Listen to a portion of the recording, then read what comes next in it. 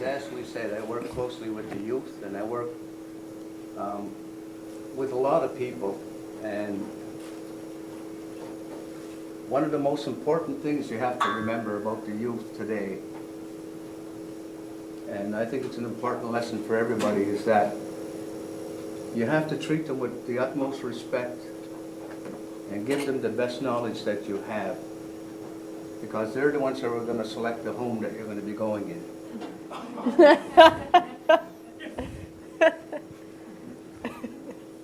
When this program began, Stephen talked about the creation story. And it's a wonderful, wonderful story, because there are so many teachings interwoven within that. One of the stories I carry was one of the ones that was passed on to me by an elder, a friend of mine. His name is Jacob Wawate. He's Algonquin from Ontario or Quebec. And he talks of a time before creation. And the agreement that the Creator talked about with the animals, the fish, the birds, the trees, the plants, the ones that crawl on the ground and the ones that walk on the ground. And he told these creatures and everything before him that a new creature was going to come forward.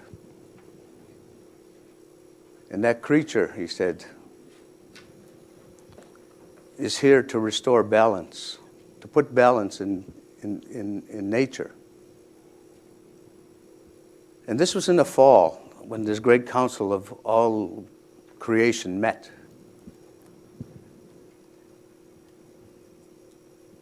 And during the winter, when everybody went into their slumber, they had a dream about this creature that Creator talked about. And the Creator told them, in the spring when we have our next meeting, I will reveal to you this creature. The slumber was done, spring came, and there was a great fire in place. The birds came forward, the animals came forward, the insects, the ones that crawl on the ground, the fish, the birds, the trees, the plants, they all stood there discussing what they had dreamed about. And they had all the same dream, believe it or not.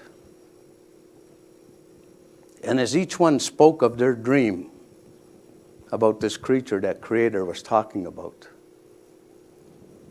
this creature was emerging in the fire and stepped out. As the last one spoke, which was the bear. And when this creature stepped out, it was man. And he walked into the forest. And he started observing things around him. Looked at the trees, they're all different. Looked at the plants, they're all different. So he started naming all these things that he had seen. Then he started naming the creatures, the birds, the four-legged ones, the insects, the fish. All these things. That is where our language comes from. It is a noun-based language. When man came back and spoke to the animals and spoke to the plants and everything else around him, that's when it was revealed to him by the bear. His purpose, to keep balance in nature. An agreement, a sacred agreement, was made. And the bear is a spokesman for all of creation. And man is there. And man was told that the plants were there for his medicines and the berries were there for his food. The animals, the birds, the fish will be used also as food and clothing. And the agreement was that the man was to have respect and honor in taking the lives of others. He must make a prayer and an offering before they do these things, so as to allow this animal that gave up his life, or a bird or fish or whatever, to go back to the spirit world from where it came. These are the things that we talk about when I meet with these youth. The brother and I, Clifford, sitting over there.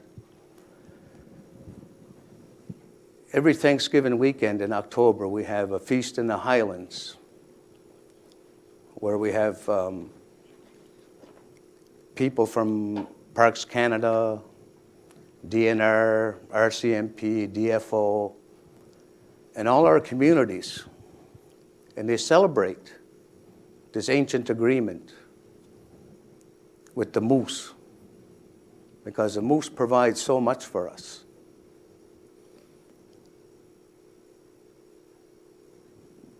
And in this agreement, we share the stories. We share the feast, the food, the teachings. Because now man is walking in balance again, walking in harmony. The respect that's deserving of that animal is there. We use all of the animal, not just bits and pieces, take what we want. That's to be wasteful, and that's not our nature to do so. That's not part of the ancient agreement. And that's what we try to impress upon our youth today.